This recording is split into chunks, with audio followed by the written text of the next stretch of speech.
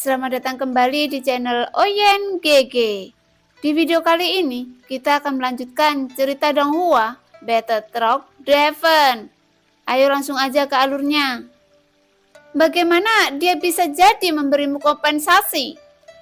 Yang Mulia berkata dengan serius, dan terdengar dari nada bicaranya ada tanda-tanda kecemburuan. Seharusnya Anda mengetahuinya. Segera Permaisuri mengangkat tangannya, seakan Permaisuri memberi jawabannya. Yang Mulia benar, mungkin karena Xiaoyan tidak pernah bisa diam selama hidupnya, jawab Permaisuri. Namun, Yang Mulia sepertinya dia tidak terlalu peduli apa yang terjadi di antara Permaisuri dan Xiaoyan. Jadi dia hanya tersenyum dan tidak berdaya untuk meluapkan emosinya. Apakah ada kecelakaan dalam pengaturan? Tapi seharusnya itu tidak ada dalam pengaturan saya. Setelah Yang Mulia berkata, dia hanya bisa merasakan sesak di hatinya. Seperti tertimpa ribuan ton di dadanya yang membuatnya tidak nyaman. Namun jika Yang Mulia tahu apa yang telah dilakukan Permaisuri, mungkin Yang Mulia akan menghancurkan Xiaoyan sampai mati. Bahkan 9 peti mati tidak akan bisa menahannya. Anda akan mengatakannya atau saya akan bertanya padanya, kata Yang Mulia perlahan. Permaisuri menggelengkan kepalanya sambil tersenyum dan menatap Yang Mulia dan berkata dengan serius, saya yang memaksanya. Seharusnya Anda sudah mengetahuinya bahwa kekuatannya tidak cukup kuat, jadi saya langsung menekannya. Sudahkah berhenti berbicara? Saya tidak ingin mendengar sisanya. Yang Mulia terbatuk dan berkata dengan dingin.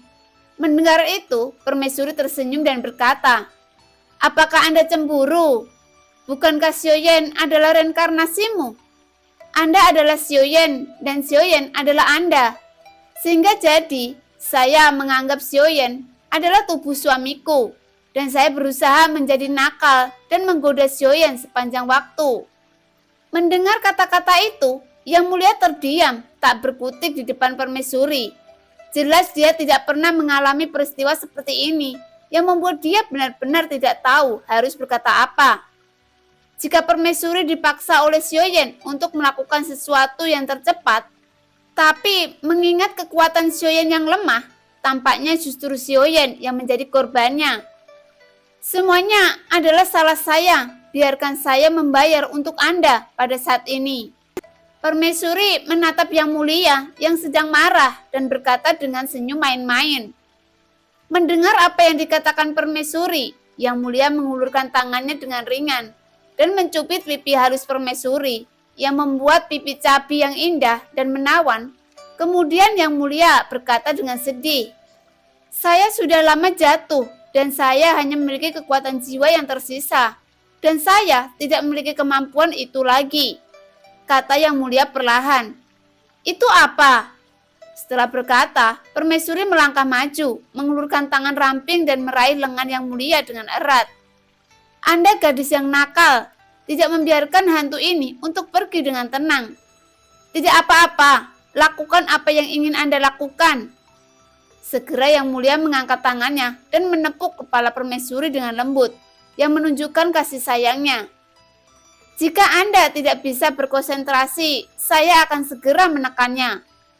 Permaisuri melengkungkan bibirnya yang indah dan menatap Xiaoyan dengan marah. Namun ketika Yang Mulia mendengar itu, Yang Mulia menjadi sangat kesal saat ini, sekalipun tidak memungkinkan. Meskipun saya telah jatuh, saya juga masih memiliki istri dan selir. Jadi Anda harus memahaminya. Jadi Anda tidak boleh bertindak dengan gegabah. Yang Mulia berkata dengan serius dengan Permaisuri. Segera Permaisuri hanya bisa menganggukkan kepalanya dengan marah dan tidak berani membantah perkataan Yang Mulia. Berapa banyak waktu yang harus Anda habiskan dengan saya? Permaisuri bertanya dengan hati-hati. Yang Mulia menatap Permaisuri yang bersandar di lengannya, dan dia juga tahu, sebagai seorang suami, melihat istrinya yang harus menanggung terlalu banyak beban sendirian selama bertahun-tahun ini. Meskipun harus menanggung beban terlalu banyak, itu bukan masalah. Karena di dalam hatinya selalu ada dukungan Yang Mulia. Dengan hati yang kuat, siapa yang tidak ingin berlabuh di pelabuhan, meski hanya untuk berlindung dari badai? Saya khawatir itu tidak akan berhasil. Namun jangan khawatir istriku, kita akan bertemu kembali. Yang Mulia berkata dengan lembut. Ketika Permaisuri mendengar kata-kata itu, Permaisuri dengan tegas menghentikan Yang Mulia dengan menarik lengannya. Namun Yang Mulia hanya menatap Permaisuri, mengangkat lengannya, mengelus kepalanya dengan lembut. Segera sosok Yang Mulia menghilangkan ke udara tipis. Setelah Permaisuri membuat keributan dan diam di tempat untuk yang lama, Permaisuri menundukkan kepala penuh kesedihan untuk beberapa saat dan mengusap air mata di pipinya. Segera dia mengangkat kepalanya. Pada saat ini, Permaisuri yang seperti gadis kecil sepertinya melayang pergi ke suatu tempat. Dengan ekspresi diam dan acuh tak acuh, terlihat bahwa dia telah kembali menjadi Permaisuri seperti biasa. Pada saat yang sama, pasukan Api Merah telah menjalankan perintah tentara dan memusnahkan semua sisa-sisa pasukan Taisu. Setelah Permaisuri memberi perintah menghancurkan pasukan Taisu dengan penuh kemarahan. Begitu seorang wanita meluapkan kemarahannya, itu akan terlihat sangat menakutkan, seperti ingin memakan seseorang. Bandingkan dengan pasukan Api Merah yang perkasa. Meskipun pasukan Taisu masih memiliki Dewa Taisu Senyi sebagai penyuplai pasokan keabadian, tetapi di bawah kehancuran Taisu nomor 1, pemimpin mereka, keberanian mereka ikut hancur. Karena kehancuran sarang Dewa Taisu yang membuat badai kekosongan menyapu sebagian besar pasukan Taisu. Dan apa yang mereka lihat adalah terbunuhnya Taisu nomor 1 dengan mata kepala mereka sendiri. Dan pada saat ini, seluruh pasukan Taisu tahu bahwa situasinya telah berakhir, yang membuat tidak ada satupun di antara mereka dapat melarikan diri. Meskipun jumlah mereka tidak terlalu banyak, tetapi mereka tetap setia. Tentu saja, kesetiaan mereka tidak berasal dari keinginan mereka, karena mereka bukan bagian dari kehidupan nyata. Sejak mereka dilahirkan, karena kesadaran mereka berasal dari berkah Dewa Taisu. Pada saat yang sama, Xiaoyan yang masih duduk bersila di dalam lautan api mengerutkan keningnya. Namun Permaisuri hanya bisa memandang Xiaoyan, dan secara alami Permaisuri dapat merasakan aura Xiaoyan saat ini. Permaisuri tidak pernah menyangka bahwa Xiaoyan juga memiliki kesempatan untuk memasuki alam leluhur Dewa Perang. Karena dia mengetahui berapa sulitnya menembus alam leluhur Dewa Perang, seperti halnya menerobos keabadian. Karena apa yang dibutuhkan, sebenarnya Xiaoyan telah lama memiliki kesempatan. Selain kemauan yang benar-benar teguh, juga harus memiliki keberuntungan yang dapat diakui oleh dunia. Namun kenyataannya, semangat dunia dalam dirinya sekarang sangat sedikit. Bahkan tidak bisa dibandingkan dengan Tuan Istana dengan berburu. Dan mengapa Xiaoyan bisa menerobos adalah karena dia memiliki keyakinan yang kuat dan menakutkan pada dirinya. Metode terobosan masing-masing kelompok dewa pertempuran berbeda. Dan Permaisuri juga tahu bagaimana Xiaoyan menerobos. Selama waktu penggabungan Ki Asal Dewa dan Debu Bintang akan terus menurun. 12 juta. 10 juta.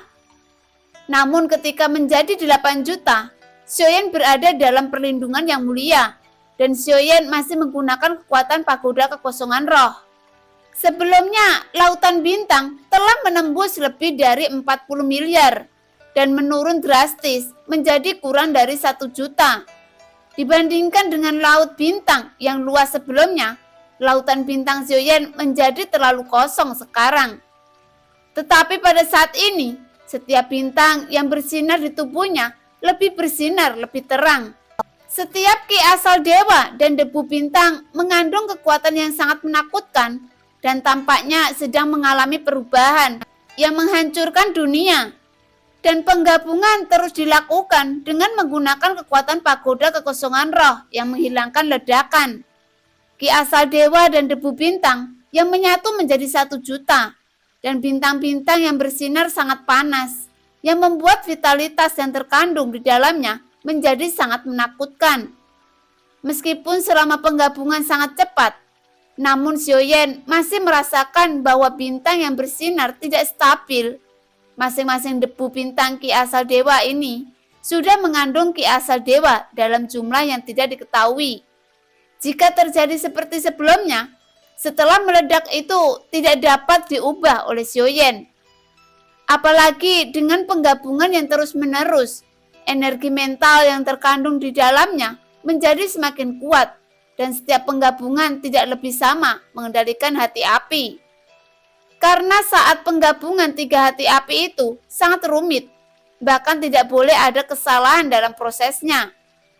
Pada saat ini, bintang-bintang di sekitar laut bintang, mereka semua tampak gelisah dengan sudut yang berbeda-beda. Xiaoyan ingin berhenti, karena saat ini Xiaoyan tampaknya menyadari bahwa bintang-bintang sepertinya telah mencapai batasnya. Karena saat ini dia merasakan bahwa terobosan itu sepertinya sudah sangat dekat. Tapi sepertinya itu belum cukup, karena terobosan seharusnya melebihi batas, dan dia harus melewati batas ini. Jadi Xiaoyan tidak bisa berhenti. Melihat setiap penggabungan bintang terus-menerus tajam, dan jumlah bintang dalam laut bintang telah mencapai 100.000. Jumlah seperti itu sudah tidak terbayangkan. Mustahil saya telah mencari ratusan ribu bintang, tetapi saya tidak menemukan bintang kelahiran saya. Apakah bintang itu benar-benar ada? Seharusnya dalam larutan bintang tidak terlalu luas, saya sudah mencarinya. Namun setelah Xiaoyan mencari dengan panik, dia jatuh dalam kebingungan lagi.